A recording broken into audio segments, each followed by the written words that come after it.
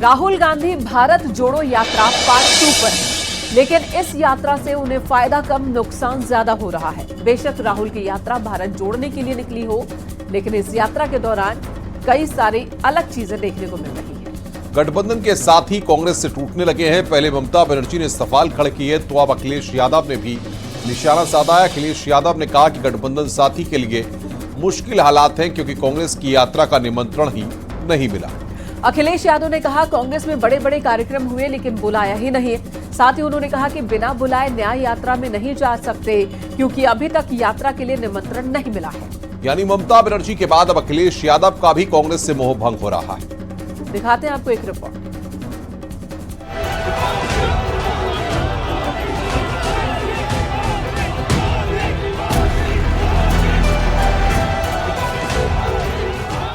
गठबंधन टूट रहा है।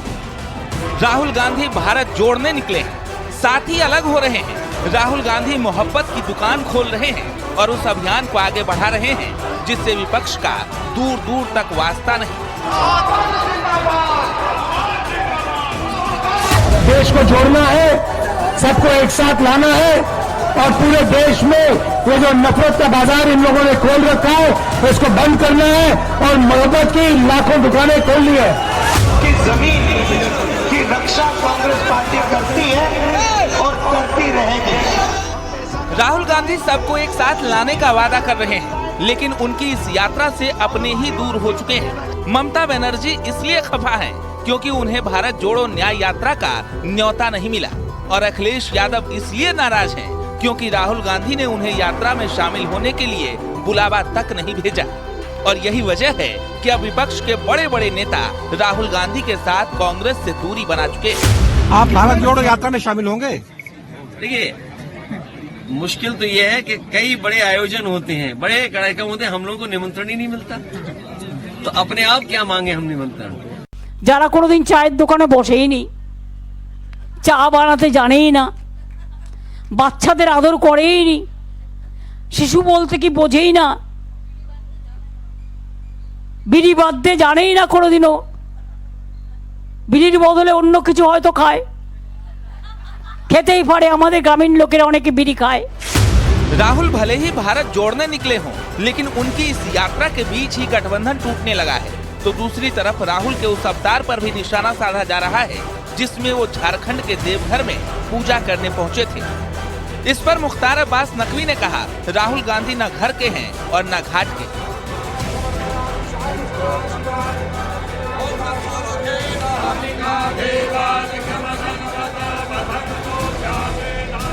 ऐसा है ना, ये घर के हैं ना घाट के हैं।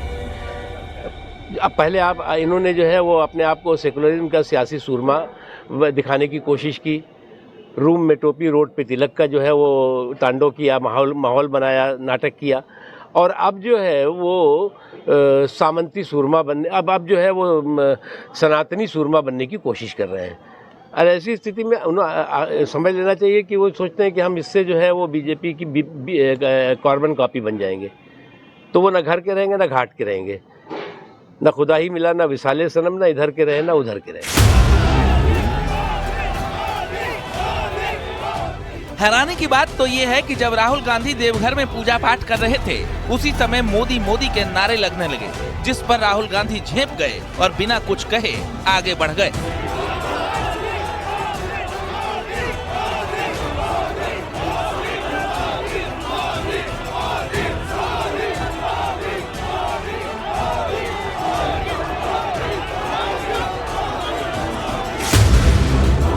यानी राहुल गांधी की इस यात्रा के अब अलग अलग रंग दिखने लगे हैं, क्योंकि एक तरफ गठबंधन सहयोगी इस बात से नाराज हैं कि उन्हें यात्रा के लिए न्योता नहीं मिला, तो दूसरी तरफ जनता इस बात से कंफ्यूज है कि राम विरोधी राहुल गांधी मंदिर में क्या कर रहे हैं।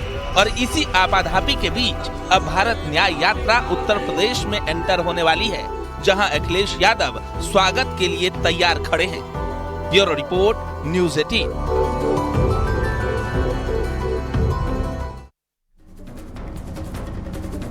इंडी गठबंधन में चल रही खींचतान के बीच ओम प्रकाश राजभर ने अखिलेश यादव पर निशाना साधा है। ओम प्रकाश राजभर ने कहा, पिछड़े दलितों और मुस्लिमों का हक छीनने वाले अखिलेश आज पीडीए की बात कर रहे हैं। राजभर ने कहा, मुस्लिमों का 20% वोट तो इन्होंने लिया, लेकिन कभी भी मुस्लिमों के लिए कुछ किया नहीं। और पीडीए का जो नारा दे रहे हैं आज समझ में आया है, उसी पीडीए का हक किसने लूटा? समाजवादी पार्टी ने पीडीए का ही हक लूटा। मुसलमानों को सिर्फ नफरत दिया, 20% वोट लिया, दिया क्या? जुल्हा दुनिया सारी साईं दर्जी फकीर शेख सैयद पठान क्या दिया उनको? सिर्फ एक काम दिया है कि तुम मरो, जाओ, जहां तुम्हारा कब्रिस्तान है वहीं गड़ो, हम चारदीवारी बना देते हैं, वहां कोई जानवर नहीं जाएगा। इसके अलावा अगर कुछ दिया हो तो बता दीजिए। पिछड़ों को क्या दिया इन्होंने? पिछड़ों का हक लूटा। 27% रिजर्वेशन बांट करके देने की बात 3 सितंबर 2013 को हाईकोर्ट ने कहा, मुख्यमंत्री अखिलेश जी थे। 27% आरक्षण बांट करके सबको दिए होते तो आज राजभर का बेटा, चौहान का, पाल का, प्रजापति का, बिंद का, केवट का, मल्लाह का, बंजारा का, बहेलिया का, खंगार का, आरक का, रघुवंशी का बेटा भी सिपाही होता, दरोगा होता। लोकसभा से पहले राज्यसभा चुनाव की सरगर्मियां भी तेज हो गई है। उत्तर प्रदेश में 10 सीटों पर चुनाव होने हैं और जिसके लिए बीजेपी ने अपने कैंडिडेट्स भी सेलेक्ट कर लिए हैं। सिर्फ आधिकारिक ऐलान बाकी है। माना जा रहा है कि राज्यसभा चुनाव में बीजेपी के आधे से अधिक चेहरे नए आ सकते हैं।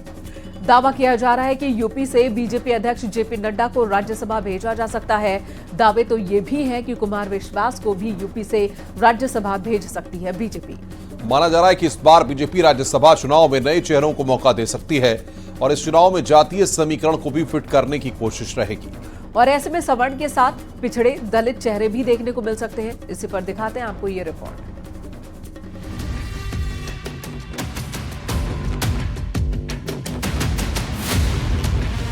लोकसभा चुनाव से पहले राज्यसभा का दंगल शुरू होने वाला है। चेहरे फाइनल हो रहे हैं और उन प्रत्याशियों को मैदान में उतारा जा रहा है जिनसे 24 का संदेश दिया जा सके। और इसी रणनीति के साथ बीजेपी बड़े बड़े योद्धाओं को यूपी के मैदान में उतारने की तैयारी कर रही है। दावा किया जा रहा है कि यूपी से जेपी नड्डा को राज्यसभा भेजा जा सकता है। राज्यसभा के लिए कुमार विश्वास के नाम की भी चर्चा हो रही है। मुख्तार अब्बास नकवी का नाम भी संभावित है। सुधांशु त्रिवेदी को रिपीट किया जा सकता है। यानी लोकसभा चुनाव से पहले उन नेताओं को बड़ी जिम्मेदारी देने की तैयारी है जिनसे यूपी में विपक्ष को चुनौती दी जा सके। राज्यसभा में भारतीय जनता पार्टी संख्या बल के आधार पर 7 सीटें जीत सकती है। उत्तर प्रदेश में 10 सीटें राज्यसभा की खाली हैं। ऐसे में 3 सीटें समाजवादी पार्टी के खाते में जानी तय मानी जा रही हैं। इसके अलावा 7 सीटों पर भारतीय जनता पार्टी ने नामों के पैनल को लेकर चर्चाएं शुरू कर दी हैं और इस पर भारतीय जनता पार्टी का नेतृत्व मंथन में जुट गया है। भारतीय जनता पार्टी के राष्ट्रीय अध्यक्ष जेपी नड्डा को भी उत्तर प्रदेश से राज्यसभा भेजा जा सकता है, ऐसी चर्चा है। इसके अलावा भारतीय जनता पार्टी जातीय और क्षेत्रीय समीकरण के आधार पर राज्यसभा में जिन नामों को भेजना है उनका पैनल तैयार किया जा रहा है। दरअसल राज्यसभा की 10 सीटों के लिए होने वाले चुनाव में बीजेपी को 7 और समाजवादी पार्टी को 2 सीट मिलना तय है।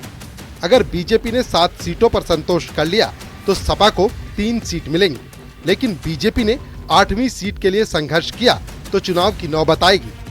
राज्यसभा चुनाव में 1 सीट के लिए 40 विधायकों का मत चाहिए। बीजेपी के पास 277 मत होने से 7 सीट पहले से तय है। समाजवादी पार्टी के पास 117 विधायक होने से 2 सीट तय हैं। ऐसे में 8वीं सीट के लिए बीजेपी एसपी में फाइट होगी। 8वीं सीट के लिए बीजेपी को 40 और सपा को 1 सीट चाहिए। ऐसे में जानकारों का कहना है कि ये भी संभव है कि बीजेपी 7 ही सीट पर संतोष कर चुनाव को निर्विरोध संपन्न कराए। लेकिन जिस तरह राज्यसभा के लिए चुनावी माहौल तैयार हो रहा है, ऐसे में 8वीं सीट की फाइट जबरदस्त होने वाली है।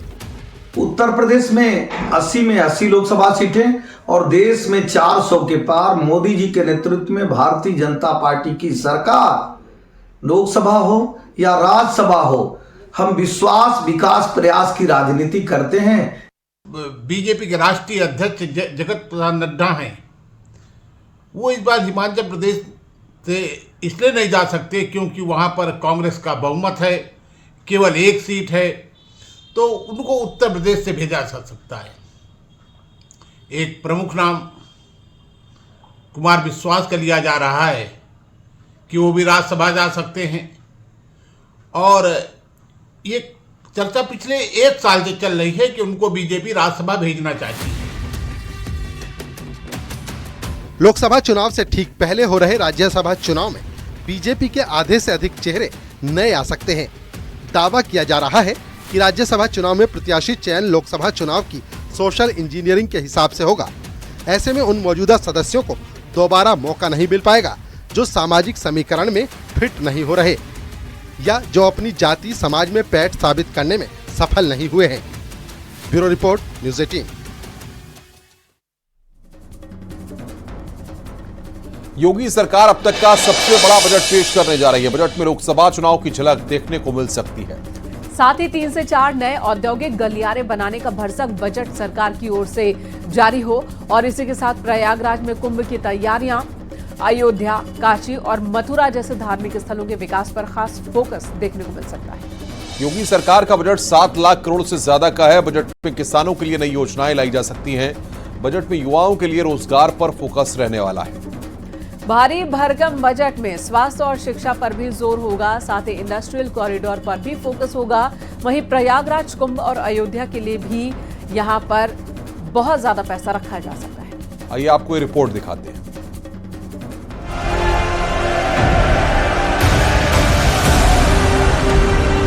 उत्तर प्रदेश में विकास को रफ्तार देने वाली योगी सरकार भारी भरकम बजट पेश करने वाली है, जो इतिहास में सरकार का सबसे बड़ा बजट माना जा रहा है।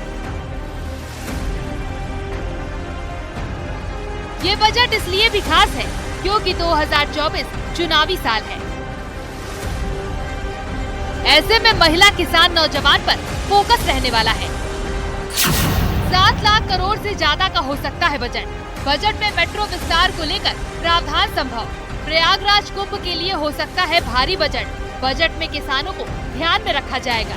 रोजगार के अवसर बढ़ाने पर रहेगा फोकस। बजट में नए औद्योगिक गलियारे भी संभावित। इंफ्रास्ट्रक्चर और शिक्षा पर भी हो सकता है जोर। दरअसल योगी सरकार कल 8वां बजट पेश करने जा रही है, जो करीब 7 लाख करोड़ से ज्यादा का है। योगी सरकार का यह बजट किसान, गरीब, नौजवान समेत सभी तबके को फायदा पहुंचाने वाला बजट होगा। इसमें उत्तर प्रदेश के विकास को खास ध्यान रखा जाएगा, चाहे वो आध्यात्मिक नगरिया हो या उत्तर प्रदेश का औद्योगिक विकास हो। इन सभी मुद्दों को ध्यान में रखते हुए योगी सरकार कल 7 लाख करोड़ से ज्यादा का बजट पेश करने जा रही है और लोकसभा चुनाव से पहले यह बजट काफी हद तक उत्तर प्रदेश के विकास को समर्पित होगा। विकास के लिए प्रतिबद्ध योगी सरकार अपने भारी भरकम बजट में हर क्षेत्र के लिए बहुत कुछ लाने वाली है, जिससे शिक्षा और स्वास्थ्य के अलावा पर्यटन और कुंभ पर भी फोकस रहने वाला है। बजट प्रदेश के चतुर्मुखी विकास में सहायक सिद्ध होगा। महिलाओं को आगे बढ़ाने वाला होगा और नौजवानों को आगे बढ़ाने वाला होगा। किसान हमारे मुख्य एजेंडे में है और उत्तर प्रदेश के इंफ्रास्ट्रक्चर को और गति प्रदान करने वाला बजट होगा। भारतीय जनता पार्टी माननीय मोदी जी की अगुवाई में गरीब कल्याण योजनाओं के माध्यम से जन जन में अपना भरोसा लगातार आगे बढ़ा चुकी है और हम ये बात कह सकते हैं 22 जनवरी में अयोध्या प्रभु रामलला के पदार्पण के बाद कि उत्तर प्रदेश में पूरी तरह से माहौल भगवामय है और सभी सीटों पर भारतीय जनता पार्टी जीतेगी। इन सब के अलावा हाल ही में बने अयोध्या के राम मंदिर और काशी, मथुरा जैसे धार्मिक स्थलों के विकास पर फोकस रहने के आसार हैं। अयोध्या को पर्यटन हब बनाने की कोशिश है। काशी, मथुरा के विकास पर फोकस रहेगा। धार्मिक स्थलों के लिए खास रहने वाला है बजट। नए औद्योगिक गलियारे बनाने पर भी फोकस रहने वाला है। यूपी के भारी भरकम बजट में लोकसभा चुनाव की झलक देखने को मिल सकती है, क्योंकि बीजेपी का दावा सभी 80 लोकसभा सीटों पर जीतने का है। ऐसे में चुनाव से ठीक पहले योगी सरकार का बजट काफी खास होने वाला है। Bureau report, news 18।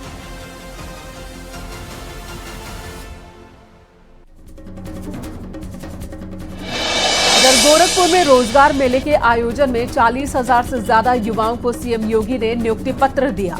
इस दौरान मुख्यमंत्री ने युवाओं को बिजनेस से लेकर नौकरी तक के मंत्र दिए। सीएम योगी ने इंटरेस्ट फ्री लोन शुरू करने की बात कही है, तो दूसरी तरफ दंगा मुक्त प्रदेश को लेकर भी सीएम ने भविष्यवाणी की है। मुख्यमंत्री ने कहा कि 1-2 साल में लोग दंगों का नाम भी भूल जाएंगे। यूपी अब दंगा मुक्त प्रदेश है और सुरक्षित प्रदेश है।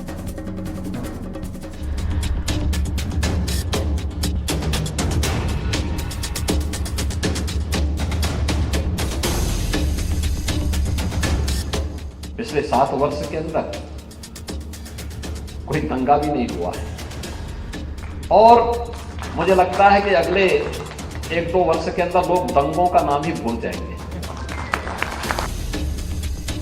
यूपी में योगी सरकार की एंट्री से ही दंगे पर लगाम लगना शुरू हुआ और अब दंगे के दरवाजे पर कुंडी कब लगेगी इसका भी ऐलान खुद सीएम योगी ने किया है।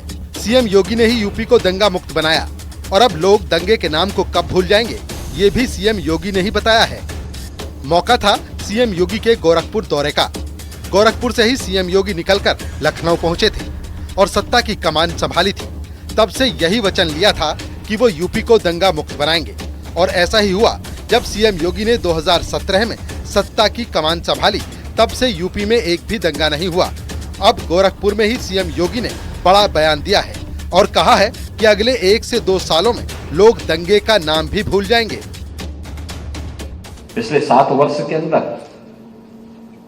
कोई दंगा भी नहीं हुआ है और मुझे लगता है कि अगले 1-2 वर्ष के अंदर लोग दंगों का नाम ही भूल जाएंगे।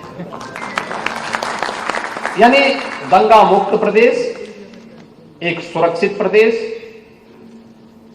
एक बेहतर मॉडल सुरक्षा का प्रदेश के अंदर आज दिया गया है। सिर्फ दंगे पर सीएम योगी ने लगाम ही नहीं चलाई है बल्कि रोजगार के द्वार भी खूब खोले हैं। 2017 से शुरू हुआ मिशन रोजगार का सिलसिला अभी भी जारी है। गोरखपुर में एक बार फिर से रोजगार की बहार देखने को मिली है। गोरखपुर में रोजगार मेले में 40,000 से ज्यादा युवाओं को नौकरी मिली। सीएम योगी ने नियुक्ति पत्र बांटे। सीएम योगी ने कहा कि यूपी अब नंबर 2 की अर्थव्यवस्था बन चुका है। युवाओं को लेकर सीएम योगी ने कहा कि जब आप यहां से निकलेंगे तो तब आपको किसी के पास हाथ फैलाने की जरूरत नहीं पड़ेगी, आपके पास अपनी जॉब होगी। बीमारू राज्य की श्रेणी से उभर कर आज देश की नंबर 2 की अर्थव्यवस्था बन चुका है और अगले 5 साल का लक्ष्य है कि यूपी को देश की अग्रणी अर्थव्यवस्था के रूप में स्थापित करना है। इसमें आप सभी युवाओं की बड़ी भूमिका होगी और मैं इसीलिए सभी इंस्टीट्यूशन से कहूंगा, प्रदेश भर के जितने भी हमारे ITI हैं, पॉलिटेक्निक हैं, इंजीनियरिंग कॉलेजेज हैं, विश्वविद्यालय हैं या महाविद्यालय हैं, वे युवाओं की स्किल मैपिंग भी करें। देखें युवा में क्या क्षमता है, क्या कर गुजरने की उसकी आगे की प्रवृत्ति है, कैसे वो आगे काम कर सकता है, कैसे उसको गाइड किया जा सकता है। राष्ट्रीय शिक्षा नीति इस दिशा में आपके लिए मंच का काम करेगी। वहीं सीएम योगी ने उन युवाओं के लिए भी एक संदेश दिया और कहा कि जिन लोगों को रोजगार नहीं मिला है वो निराश न हो, उनको भी रोजगार मिलेगा। मुख्यमंत्री ने कहा कि यूपी के युवाओं की विदेशों में भी डिमांड है। इजराइल बाहर से लोगों के चयन के लिए आया था लेकिन 5,000 युवाओं का चयन किया। यूपी में हर क्षेत्र में तेज गति से विकास हो रहा है। सीएम योगी ने कहा कि हम लोग बहुत शीघ्र अपने युवा उद्यमियों के लिए इंटरेस्ट फ्री लोन भी देने जा रहे हैं।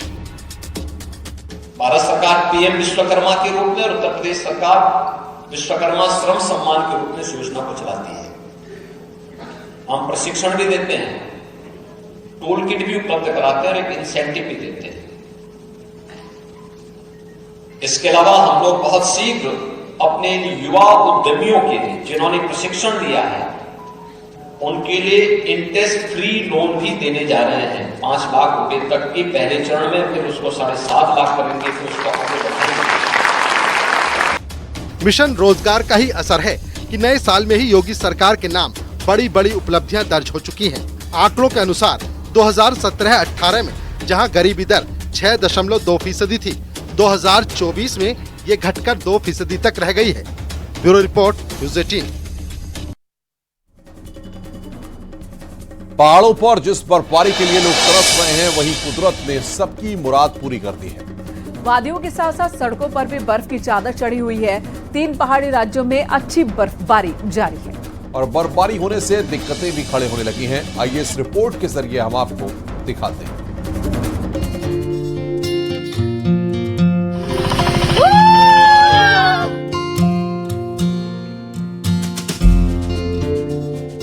पहाड़ों पर जमकर बर्फबारी हो रही है।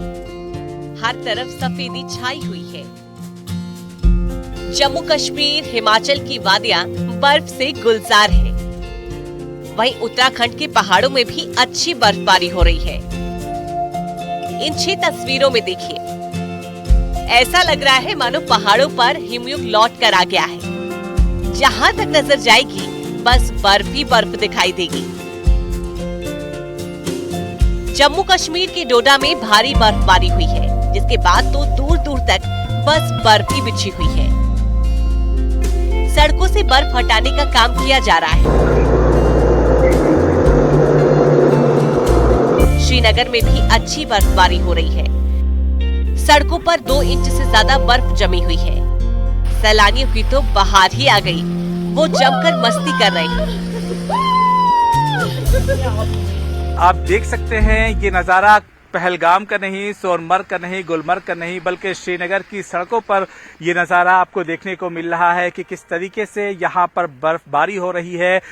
लगभग 4 से 5 इंच की जो बर्फ है वो सड़कों पर जमा हो गई है। एक सफ़ेद मोटी चादर जो है बर्फ की वो बिछी हुई नज़र आ रही है। आप देख सकते हैं कि किस तरीके से बर्फबारी हो रही है। इस बर्फबारी का लोगों को बेसब्री से इंतज़ार था, इसके लिए लोग दुआएं कर रहे थे। और जब से चिल्ला खुर्द की शुरुआत हुई है तब से ही मौसम बिल्कुल बदल गया है और उसी वक्त से जो है यहाँ पर बर्फबारी देखने को मिल रही है और आज भी जबरदस्त बर्फबारी हो रही है। इन्हीं खूबसूरत तस्वीरों के साथ फिलहाल इस बुलेटिन में इतना ही। खबरों का सिलसिला लगातार जारी है।